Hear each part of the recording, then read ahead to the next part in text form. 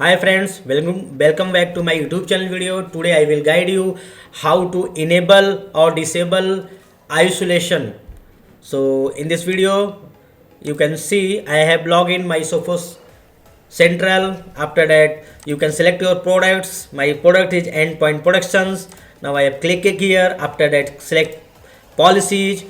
I have created one policy, energy threat policy. In this policy, this is not a default policy, this is a default policy. In this policy I will show you how to disable isolation mode. So go to setting. Once you go to setting, you can see your all policy enable details. After that, just scroll down, and you can see here is device isolation. If any device will be infected from any antivirus, any virus, or any website, or any applications, or any pen drive, then it means that machine automatically has in red health. Then computer will be isolate itself automatically from your network. If you don't want to this isolation, then you need to click turn off buttons and save this.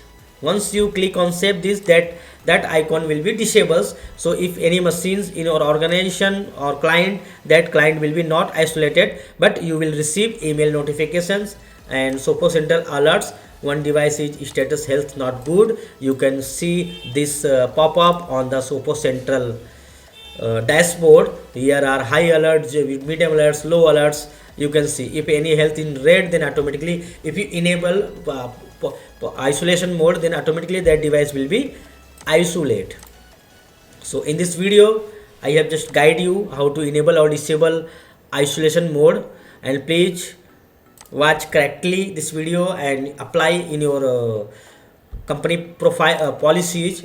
Apply on your Sophos Central policy. If you do getting any errors related to this, please contact me, I will help you. Now I am clicking on enable because I don't want to disable this policy.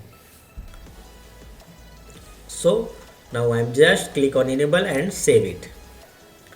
So thank you so much for watching my YouTube channel video. If you have any question, any doubt, please contact me, I will help you. Thank you so much. Jai Hind.